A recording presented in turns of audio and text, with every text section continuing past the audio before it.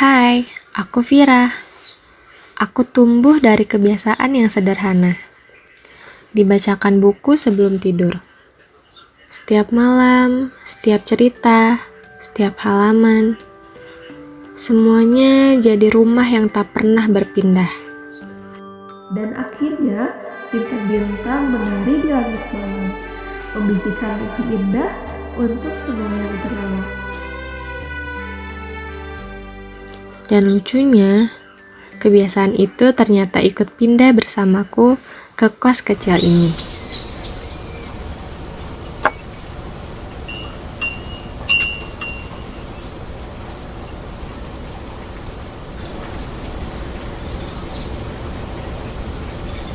Fir, kamu baca buku lagi? Hebat loh, jarang orang yang suka baca buku kayak kamu. Bisa aja, Bu. Saya dibiasain, Bu. Dari kecil, Mama sering bacain cerita sebelum tidur. Ya, walaupun kadang Mama ketiduran sih sebelum ceritanya selesai. Udah capek banget mungkin ya? Iya, pasti ngelantuk kamu ya. Iya, kayaknya.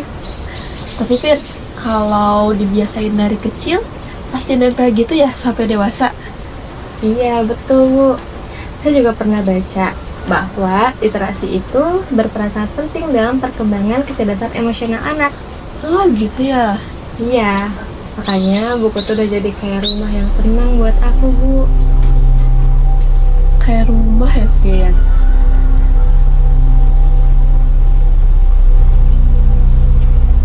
Kamu punya gak buku yang ringan-ringan aja gitu? Saya mau pinjam deh kayaknya. Wah, boleh banget, Bu. Saya juga punya tuh buku resep masakan, kalau Ibu mau. Ah, nggak mau, pengen yang ada ceritanya. Oh, boleh dong, Bu. Banyak buku cerita mah. Nanti saya pinjam ya. Sejak saat itu, Bu Yanti selalu meminjam buku-buku yang aku baca. Aku senang bisa membuat Bu Yanti ikut membaca.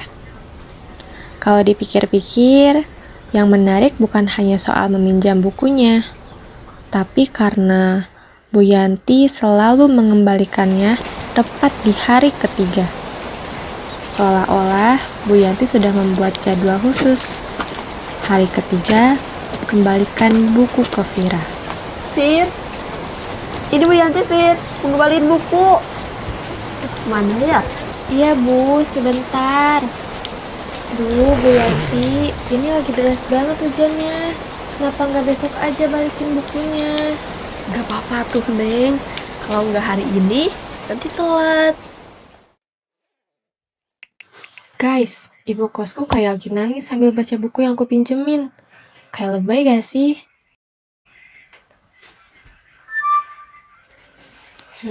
Iya kali ya. Tapi emang semudah itu terbawa perasaan saat baca buku.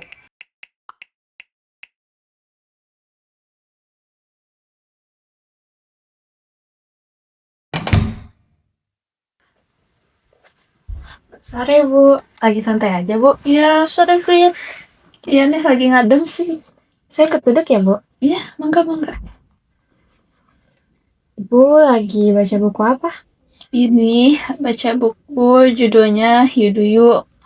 Ini tuh bukunya tentang gimana sih caranya untuk mengenal diri sendiri. Kayak gitu.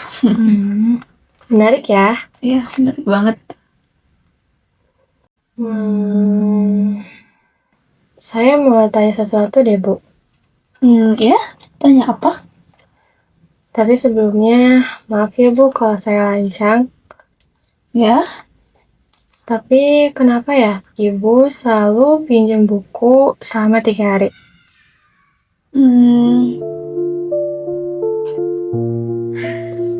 soal itu ya, Fir.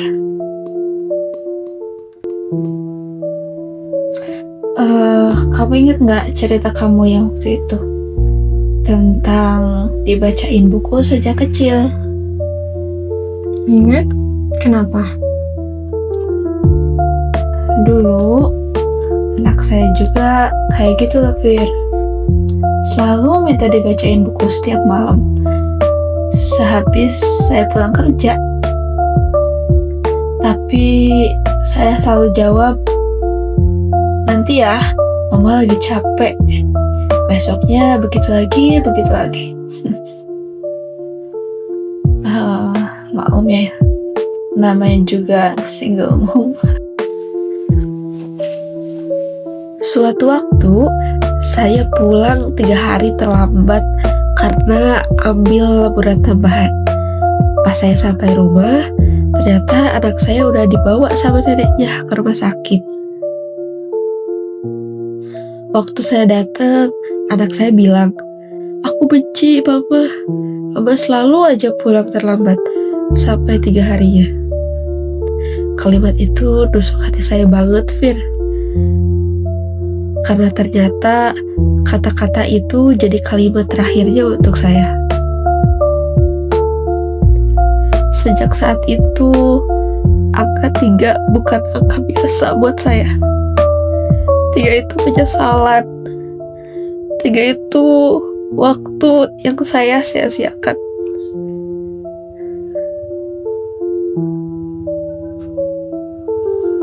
Maaf ya Bu, Ibu jadi harus cerita ini ke saya. Oke, gak apa-apa. Kau pasti merhatiin ibu ya? Ya, gitulah. Makanya saya selalu pinjam buku selama 3 hari. Supaya saya bisa ngerasa saya masih bisa tepat waktu untuk suatu hal. Meski cuma buat baca buku. Bu, menurut saya buku ini cocok deh kalau Ibu lagi kangen sama anak Ibu. Terima kasih ya, Fir. Di masa lalu, Bu Yanti pernah terlambat 3 hari. Tapi hari ini, ia memilih untuk tidak terlambat lagi. Mungkin begitu cara literasi bekerja. Bukan hanya membuka halaman baru, tapi membuka kesempatan untuk menyembuhkan rasa penyesalan yang ada.